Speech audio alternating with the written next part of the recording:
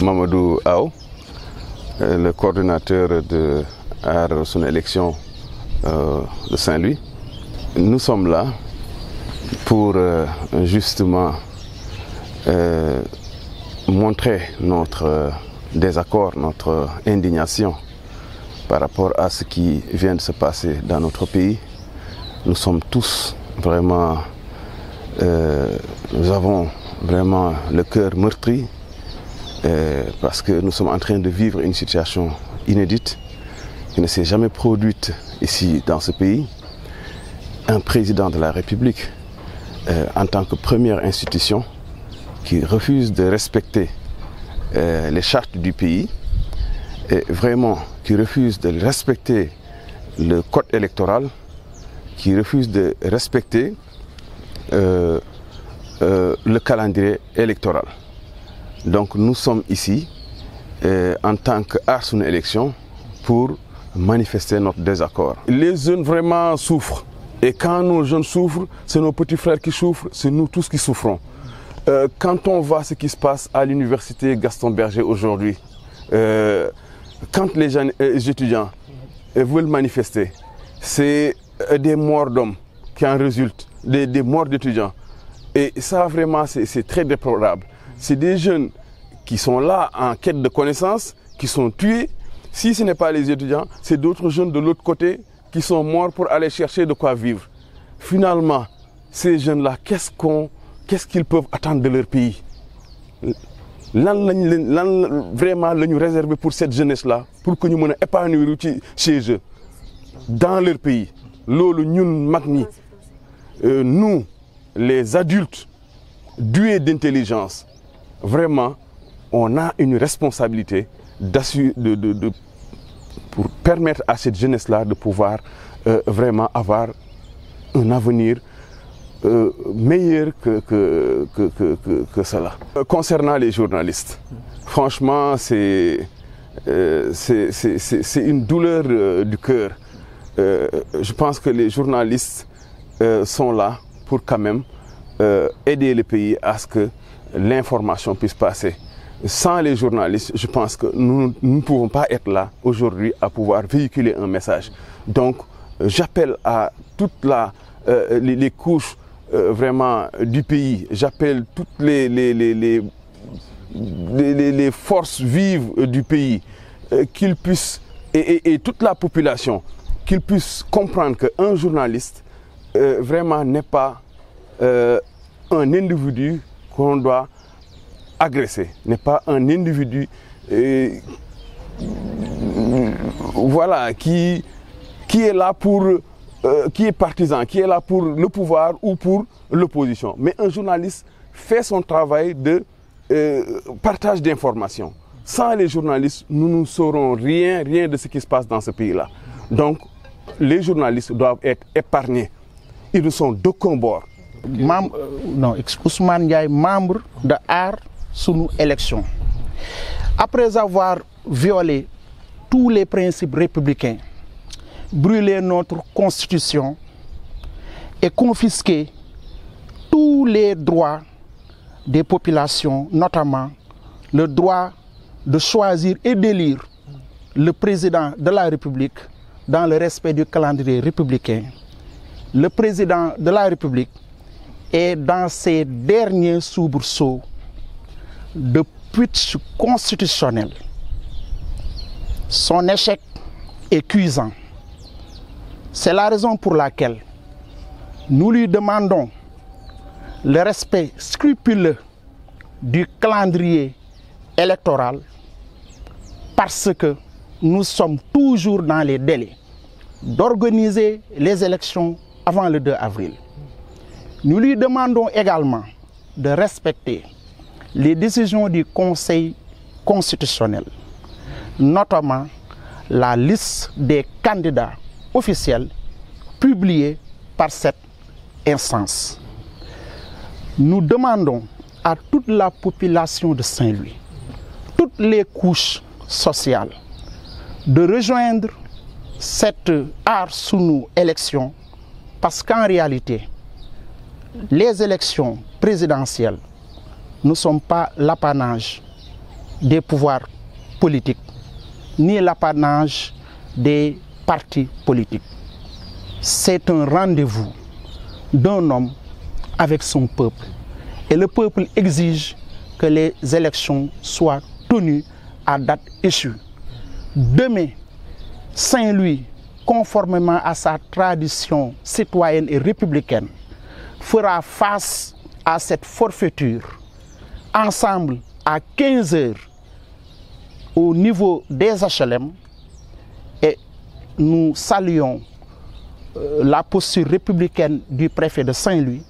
qui a autorisé cette marche. Ensemble, nous allons dénoncer cette énième forfaiture du président de la République et le forcer dans ses derniers retranchements à respecter les décisions du Conseil constitutionnel. dañu am yëg-yëg ñun ñëpp nekk Ndar nga nekk foo mënti nekk ci région Sénégal xam ne Sénégal du Dakar kese ñu am yëg-yëg ñun ñëpp tamit ci li metti waa réew mi waa Sénégal yëpp ci li fi xew loo xamante ne mosu fi am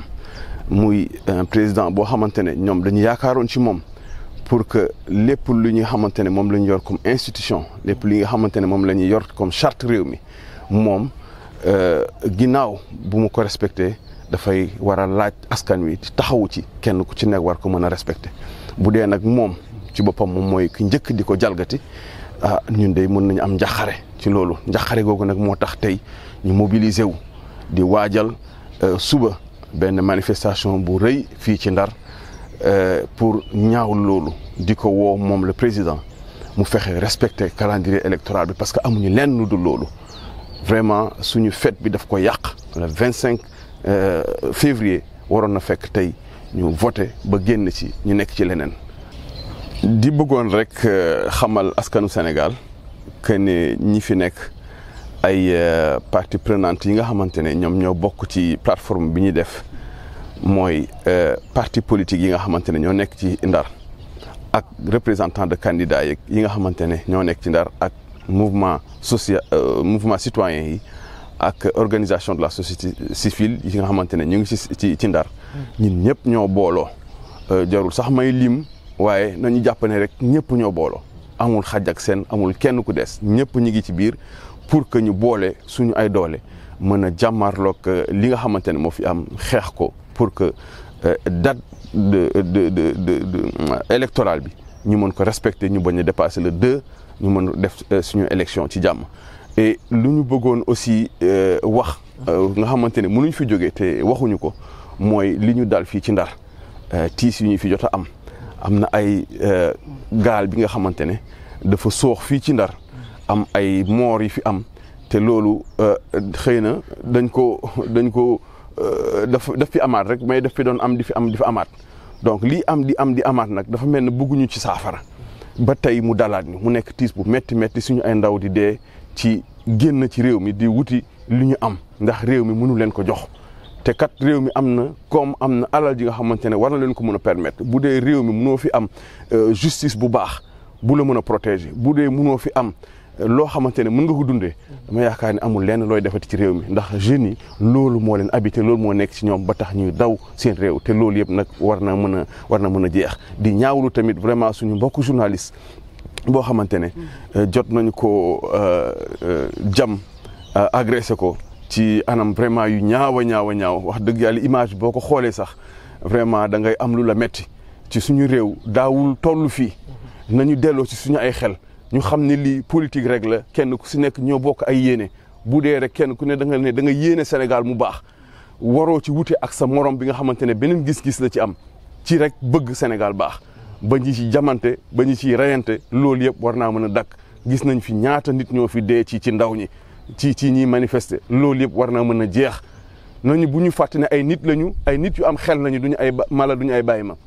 kon nag jot nañu delloo suñu xel ñu xam ne vraiment li fi am mi ngi bëgg a ñaaw te nañ ko fi yemal balaa muy gën a ñaaw. Baye Sall Mar président parti bi ñuy wax Alliance des écologistes du Sénégal di membre F24 ak membre Aar Suñu élection.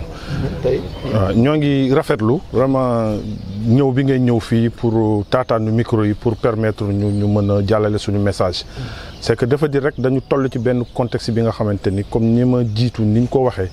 contexte bu doy waar la contexte bi nga xamante ni lii ñuy dund nii lépp vraiment mi ñuy dugal ci guute goo nga xamante ni Sénégal mësutu xam lii donc loolu nag bu amee citoyen bu ci nekk ak gox boo mënti féete ak dëkk boo mënti nekk war ngaa mën a taxaw pour que loolu ñu mën a jëmmalaat li nga xamante ni moom mooy cet idéal démocratique là pour mën fa agsi ñoo ngi rafetlu mobilisation bi am Saint-Louis ñun ñi taxaw fii di nga fi gis nappkat yi di nga fi gis syndicats yi di nga fi gis étudiants yi di nga fi gis mouvement citoyen yi ak parti politique yi mbir mi nag lan la dañu woote comme ni ko waa Sénégal gi yëpp defee une grande mobilisation bi nga xamante ni ça a été autorisé loolu aussi ñu koy rafetlu comme ni ko sama naataango yi waxee suba samedi de 16h à 19h fële nga xamante ni moom mooy HLM ci wetu centre Mame Fatim Konté pour mën a dénoncer li nga xamante ni moom mooy forfaiture yi nga xamante ni les autorités étatiques ñoo ngi koy def parce que mbir mi dafa leer waa conseil constitutionnel nekkuñu rek ñi nga xamante ni ñoom ñooy garantir suñu ay valeurs ak ay règles juridiques dañu nekk ñi nga xamante ni bu ñëpp jaaxle ci ñoom la ñuy jubluwaat pour que ñu mën ñu tegaat ci yoon biñ ñu tegaatee ci yoon mooy ñu organiser ay élections avant le 2 avril te ba léegi ni loolu lu mën a nekk la valider nañu la candidature yi nga xamante ni wala les candidatures yi nga xamante ni ñoom ñëpp tey ji xam nañu ñooñu ñoo war a dem élection donc bi loolu amee desul dara lu dul tëgg élection mais ñoo ngi ñaawlu vraiment ni mu gën a ñaawee dem ba nga xamante ni à 24 heures wala à 10 heures ci li nga xamante ni moom mooy démarrage campagne bi ñu mën a retirer loolu donc taxawaay boobu ñi ko waa ñëpp di defee moom la ko waa Ndar di defee te xam ne nag mobilisation la boo xamante ni mobilisation bu ñu autorisé la di ñaan yàlla waa Ndar gi yëpp ñu mën a génn ñu mën a jëmmal pour mën a dénoncer vraiment forfaiture boobu ñu nekk nag ci contexte bi nga xamante ni aussi bërki démb gis nañ ne am na gaal gu fi suux gaal goo nga xamante ni lu ëpp presque ñaar fukki nit ak juróom benn ñàkk nañ ci seen bakkan ñoo ngi vraiment di leen jaale di ñaan yàlla yàlla na yàlla xare leen àjjana yàlla na suuf woyof ci seen kaw mais aussi di xam ne lii lépp doomu aadama bu fekkee yow sa dëkk bi nga dëkk mënut a protéger la jeunesse ñu xam ne lii lépp moom mooy ay conséquences beneen mbir bi moom mooy agression bi nga xamante ni tey jii ñun ñëpp seetlu nañ ko tey jii Sénégal ñun ñëpp ñoo ngi koy ñaawlu te xam ni baromètre démocratie bu ñu koy natt il faut que nga xool ci presse